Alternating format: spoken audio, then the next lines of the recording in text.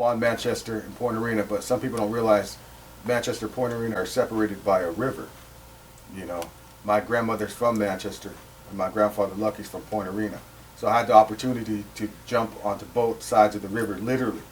Be singing songs with Manchester, and then sing songs, you know, some of Point Arena songs. You know, so I had the and then Kashaya and then Lakeville. So I had the opportunity, you know, to, because of my grandparents, to learn 4 different styles of singing and dancing, and bring that into my family and continue that on. And it's very important that for myself and my family to continue the traditions of my ancestors, and when I say ancestors, my grandparents, to pass on what they have taught us so we could keep it going. That way, what they did and fought for so hard to keep those traditions going. The oral tradition I got from Jim Big Bear King, that the tribes from the Napa area, Napa-Sonoma area, that there was 3 major roundups where the Native Americans, once the Europeans invaded this area, it was fully populated with Native American tribes that had been here for over 10,000 years. And unfortunately, in less than 25 years, the tribes were nearly disseminated. And the survivors of those wars and intentionally infected, you know, smallpox infections, that the survivors were rounded up and they were taken on these bloody runs. And from Napa, there was 3 bloody runs. One was to the Kashaya coast. One was up to Dry Creek, where Dry Creek Rancheria is now, what's called Geyserville. And then the other one was up to Covelo. Yeah. And then those Covelo runs, because they were bloody runs and the people were on horseback, were making them run, the people that survived were teenagers. So there was a real serious displacement from the cultural ways that you were earlier describing. The peaceful, loving, communicative, you know, interconnection, support of all life. That got disrupted, and that was probably the late 1800s. So I know that there is a lot of discussion. I think there was a lot of chaos at that time, and a lot of things were going on simultaneously. Because there's people living now that talk about camps that they knew of Indian camps, and that was actually the places that the Native people had been rounded up to here in Napa. And then they disappeared, and they didn't know why they disappeared. The people that were actually living here in the late 1800s, early 1900s, they didn't know that the Indians, that the U.S. Army was actually rounding the Indians up and running them out of here in the night and making them run, forced runs. And that's referred to them as bloody runs, because so many people unfortunately died on those runs. It was a real tragic time for Native American history. But I think what we focus on with Suscol Council, what we're really wanting to focus on, is that post-colonial period of recovery. And we're wanting to help Native people, whatever the story, you know, because every Native indigenous tribe to North America, really, we all have really tragic stories about what happened. And now we're in this time of recovery. So it's really nice that you were able, because I know those far coast tribes, they actually didn't get as traumatized as some of the tribes like from Napa, and especially like the Sacramento area, San Francisco, where those major urban cities are. The Native people there were pretty well decimated. I mean, there still are survivors to all the tribes, but it was the coastal tribes like yourself that you actually were able to keep the culture, have little bits of, still have some speakers, Native speakers, and we're really fortunate here in the Napa community that somebody like you was traditionally raised, is coming and living here now, and that you're willing to share, you know, the richness and the beauty of your songs and the regalia making with this beautiful family that you're raising traditionally, and you're willing to share that with other Native people and even just all of the community that lives here in Napa now. And a lot of things that, like as far as the stories and stuff, was the Pomos are, you know, people that we had, you know, conflicts with the Russians. Believe it or not, they were taking a lot of Pomos on deck with their deckhand and ditching them off, you know, and sometimes even in Russia. There was a recent study saying that there's Pomos in Russia. Right. You know, and I found it odd, and I did a little bit of research and stuff. And there used to be the North American Trading Company up there at Fort Ross, and it only made sense to use the local. You know, like how they did with the African Americans, but in this case with the Native American people, they used them as slaves because it was cheaper. They'd go up there, Stewart's Point, pretty much conquer whatever land in that area, and kept it. You know, and took a lot of fur. Obviously, that's what the North American Fur Company, Trading Company, was right up there at Fort Ross. And the Russians, like I said, they were our biggest. And a lot of people say too was there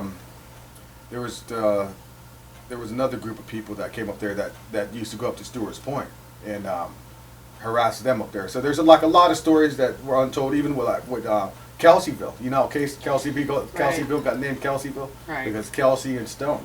You know, they had Native American slaves, literally slaves.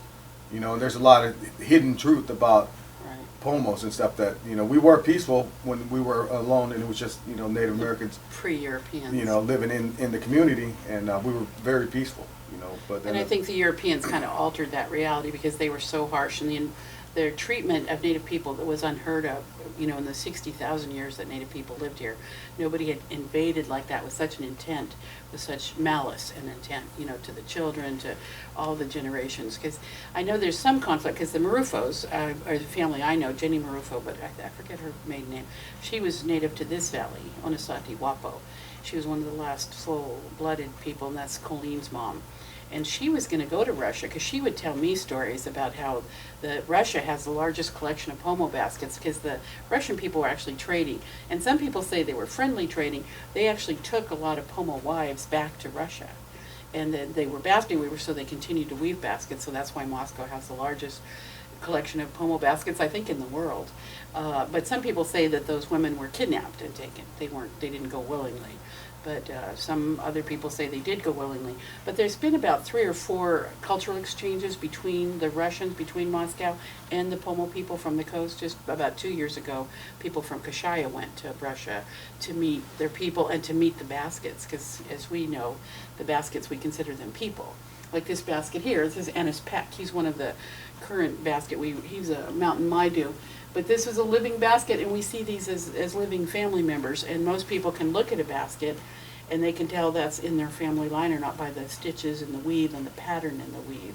So that's all real interesting ways to kind of recover the culture would make. But this is more from the Yurok and the Hoopa up in the far north. But I'm thinking that maybe the Pomos did this. It's an eel basket, so it's woven, so there's an opening. The eel would swim in, and then you would take this top part and unravel it. I'm not going to unravel it but that's just the willow. And so this is how the eel would get trapped in there. And they'd put rocks at the bottom. But traditionally the men made these baskets. And we're fortunate enough because people hardly ever sell these. But I was at a basket weavers conference and was able to pick this up from one of the Yurok basket weavers that was making one of these baskets. And I think it's just neat to realize that, like you were talking about earlier, that everybody had the role, and so these rough willow, unpeeled willow, were the kind of baskets that the men made, and these baskets, the finer baskets, like some of these that are up in here, those would be the women's baskets. And one thing I could touch on too, I'm not an expert basket weaver or a basket maker, but I know a little bit about it. The Pomos were the best basket weavers probably in the world, some say. They made baskets that would hold water, you know, and they made baskets for fishing. They made baskets to carry their children. They made baskets to gather the acorns. And baskets were a big part of Pomo life. And they even used it to cook. You know, people say, how do they cook in a basket? Well, what they would do is they'd put the food and put the hot rocks from the fire in the basket and kind of cook it like that. Either let it set and then move it, you know, kind of like how some similar, you know, people do with... And stir it with the willow. Yeah. And... you know, it's a neat thing how we were known for basket weaving. We weren't warriors or anything, but at the same time, our pieces are all over the world. You know? Right, they are. And it's a pretty. And then this pretty is neat a thing. Apache basket here, which is kind of that design you're talking about that's a little more intricate. But this has the jingle and the leather. And Pomo baskets didn't have leather, but the baskets from the Southwest, the Apache baskets and some of the Lakota baskets, would have leather, and that would be from the deer or like the bear or the buffalo.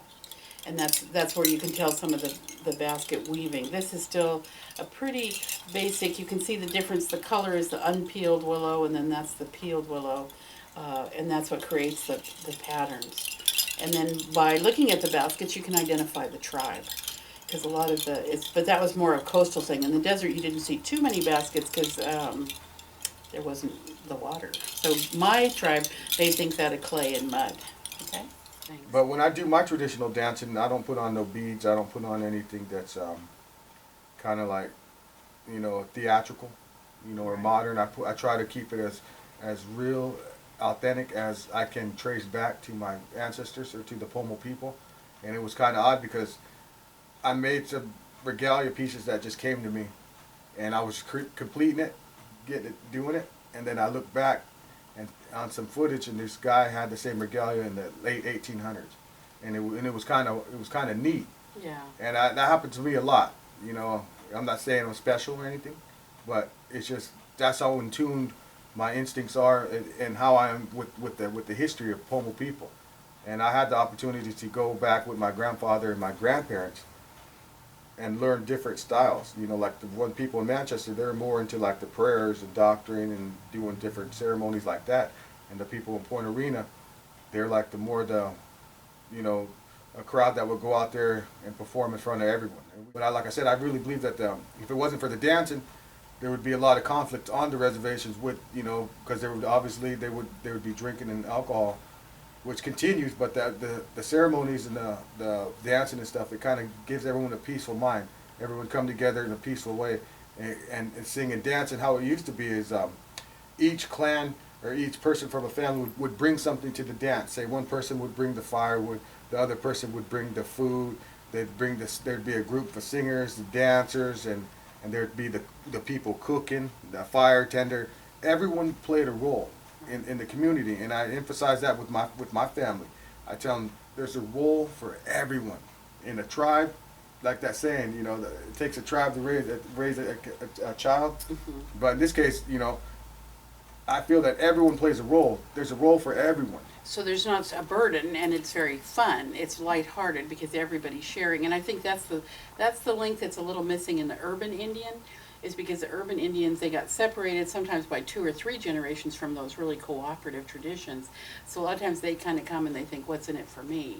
And then that's what we're working collectively to do, is bring back that balance point of where everybody has a role, and then when you follow your role, everything gets taken care of, and it's really celebratory. And then in all of those ceremonies, of course, there's the essence is sharing food. So there's enough food for everybody. Everybody has enough food. Everybody has enough clothing, because everything is shared. Everybody's doing the part, so all the parts get taken care of. And then within that web of connection, everybody is cared for. And that's to me is the most exciting part about being indigenous. For myself as an urbanized Indian, you know, coming back into the traditions, that was the most, you know, that you feel that connectedness and that support. And like you said, that when people know their part, everything goes so smoothly together, and it makes everybody feel really good. Tribal, to having the opportunity to be a Native American coming from the reservation and entering a rehab, and I'm in San Francisco, and I get transitioned out to Napa County.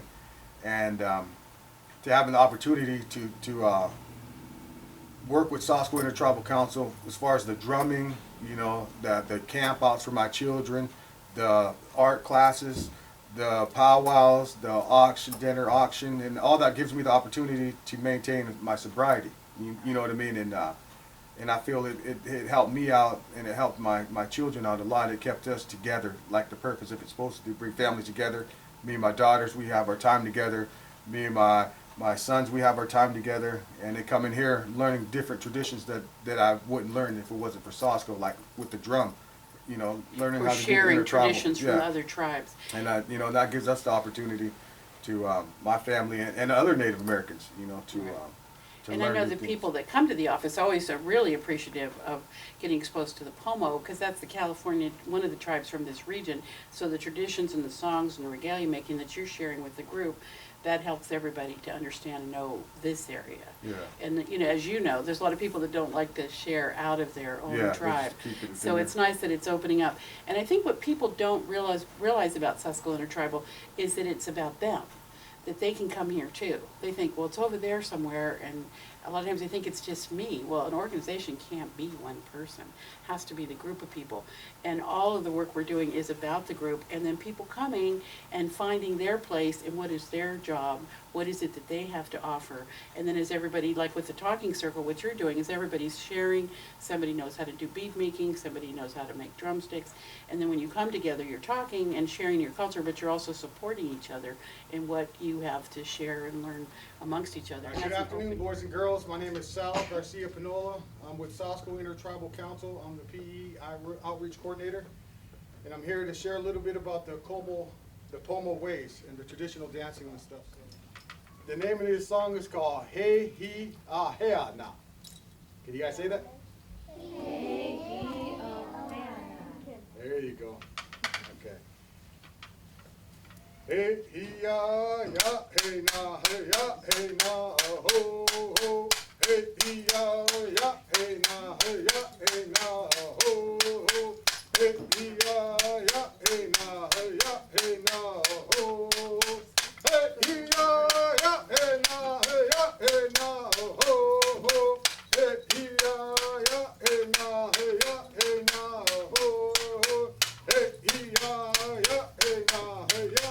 na, ho, ho. Hey, ya, hey, na, hey, na, hey, ho, ho. Hey, ya, hey, na, hey, na, ho, ho. Hey, ya, hey, na, ho, ho, ho, ho, ho, ho, ho, ho, ho. Oh, hey, hey, hey. Oh. Whoa. And so what Austin has on is, we call it the regalia. This is a traditional dancer. He got what's called the feather cape. You want to turn around stuff? This is the feather cape in the back. It's more of a traditional dance style, and it's similar to this right here. And right in the front is the feather skirt. And he got your traditional belt. These belts would have been used, instead of the beads, they would have been made out of feathers, you know. And then he got his traditional dance stick. And then he got what's called the antlers. Or actually, these are the horns. Then in the back right here, these are called the antlers. They represent a deer. So what he did earlier was a deer dance. When they went, oh, oh, he was doing like a deer. So he was moving around. And then we got what's called the flicker band. This is for to protect the identity of the dancers. Because before the dancers was a sacred people, we kind of just didn't want no one to know who we were, and it was kind of protect us. And that's what we got a flicker band for that. And there's other purposes behind it, but we can't go into detail. And we're from the coast. We're coast Pomo, so a lot of our stuff is the abalone. We use a lot of abalone and clam shells, and believe it or not, we used to use mussels. They used to be our spoons. So just a little note. And we're going to go ahead and do a going out song, and we're going to send the dancers home, and then we're going to go ahead and share a little bit about the women's regalia. So here we go. Mommy, mama, hele, hele, hele. Ah, mommy, mama, hele, hele, hele. Ah, mommy, mama, hele, hele, hele. Ah, mommy, mama, hele, hele, hele. Mommy, mama, hele, hele, hele. Ah, mommy, mama, hele, hele, hele. Ah, mommy, mama, hele, hele, hele. Ah, mommy, mama, hele.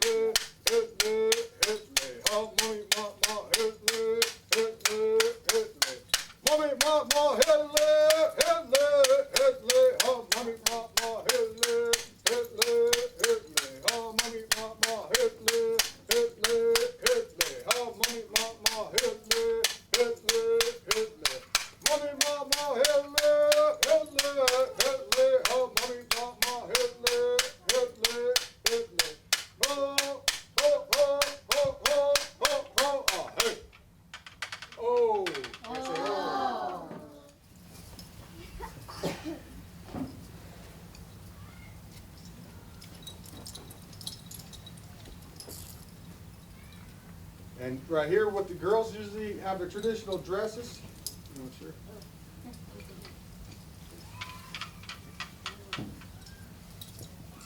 And right here, they got the traditional dress. They usually wear their favorite colors of whatever dresses they want to wear. They make them. And since ours were the California Pomos, and our traditional color is orange, black, and white. And they got the traditional armbands and abalone necklaces. Abalone played a big role in our regalia. You can see our traditional dancers used to wear would be these right here, abalone belts.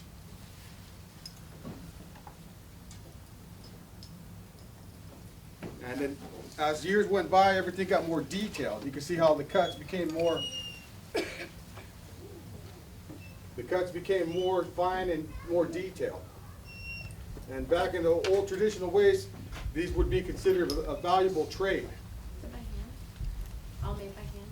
Yes. Wow. But now in a modern society, we have what are these? These are the beaded belts. And these are usually what you see at the big times and the powwows and more of the gatherings today. And you can see they got the flicker band pattern, the diamonds in there. Those are on top of the birds, the flicker bands.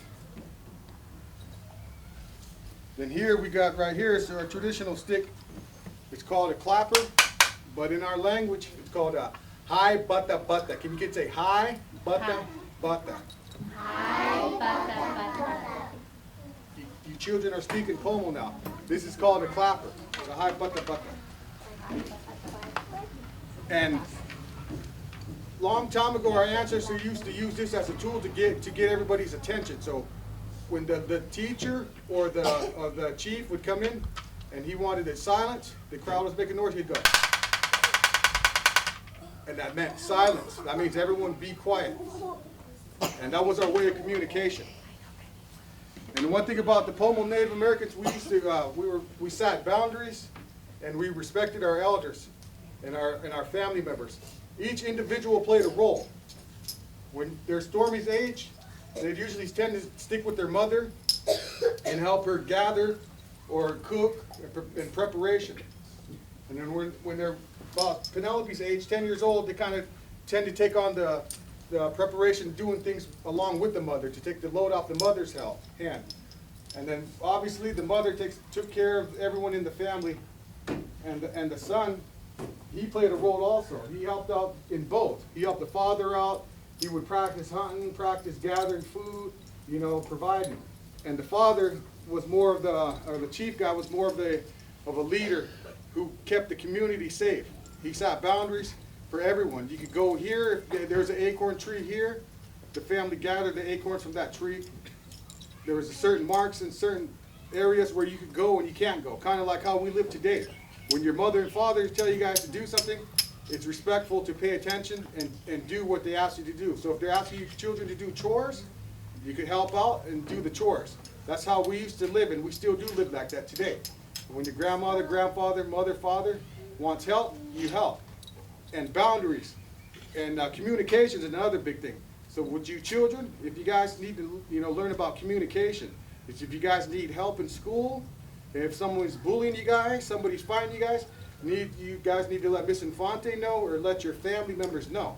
So, that way you guys get help. And the children, like, they need help with schoolwork, they come and let me know I need help. And if I need help, maybe I can't do something, I'll go to my son. Even though he's younger, I'll go to him and say, can you help me? Even though it wouldn't seem like that, but that's how we communicate. Communication is a very important part. So, and over here we got our traditional drums.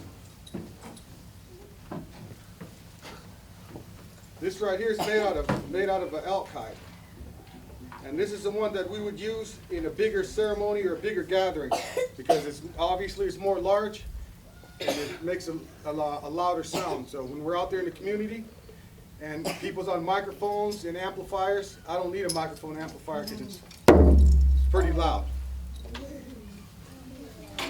And here's another drum.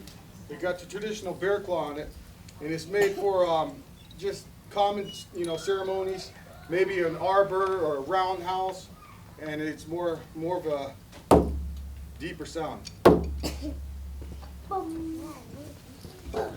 And over here is more of a ceremony because this is made out of bear hide. We're California people, so one of our symbols is the bear. And my son, his name is Bear. So each one of us have a Native American name. This is Sage, this is Fox, and this is Bear. So all the Native American children have names. So this is right here, it's made out of bear hide. It's kind of more of a smaller one. If he was inside of a sweat lodge, a roundhouse, it would heat up. The drum would heat up and it would be more of a sound. But it hasn't been used in a ceremony for a while, so it kind of went flat. But I'm going to go ahead and sing a song for you guys with the drum. That way kind of get an idea of the sound difference between the high butta and the drum. So we'll go ahead and use this one since it's not so flat. And the name of the song is called Kakone. Can you guys say that? Kakone. You guys are a bunch of little pomos out there. Perfect, kids, perfect. Kakone he bada ho.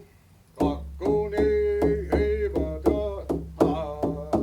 Kakone he bada ho. Kakone he bada ha. Kakone he bada ho. Kakone he bada ha. Hai wa di che hai ke na ho. Oh hai wa di che hai ke na ho. Kakone he bada ho. Kakone he bada ha. Kakone he bada ho. Kakone he bada ha. Hai wa di che hai ke na ho. Hai wa di che hai ke na ho. Ho ho ho ho ho ho ho ho ho ho. Ah, hey hey hey. Oh. You hear kids? Okay, so what I'm going to go ahead and do is just share a little bit more of the regalia with you guys. These are traditional dance sticks. And for those of you familiar with I got these from my grandfather. These were from a sunrise ceremony. And, you know, these were the branches that were in the actual ceremony that he gave to me, or he produced these and cut them down into dance sticks for the Pomo.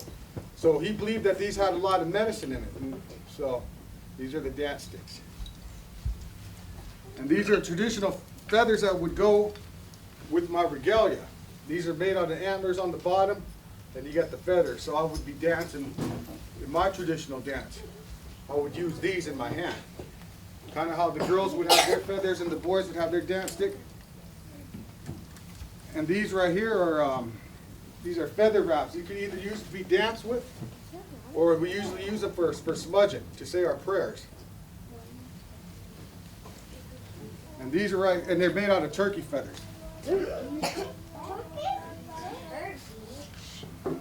And these right here are the women's headpieces. These are what the women would wear. These are also turkeys. They're called royal palm turkeys.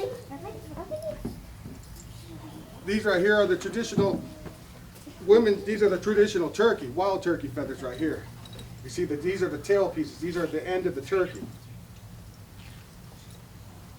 And this right here is a highly valuable feathers, because these are all hawk feathers right here. And I don't know if you guys know about hawk, but since we're Native American, we could gather the dropped feathers. So when the hawk drops its feathers, we could go ahead and gather them for our ceremony purposes.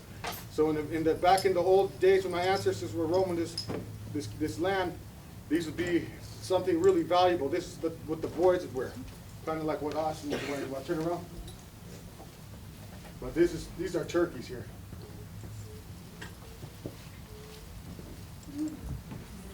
Now I got a special artifact to show you children.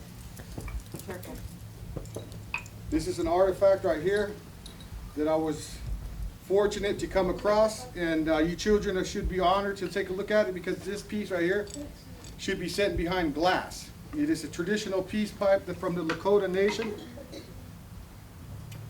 and you got to always keep a tobacco with the pipe. So here's the traditional pipe. From my research, I've seen the traditional pipes are usually this about from here to here and here. So it's a small piece. It's a traditional pipe. And I was fortunate enough to have, usually this is made, the rest of it's made out of wood. This is all red stone. And this is a valuable piece of history in my hands. I did my research and I never seen anything like this, ever. I just seen something this small, even smaller, but they don't usually come with the rest of the pipe in stone. It's usually a small piece. So I just thought I'd share that with you children. And this right here used to be our currency, but it would be out of clamshells.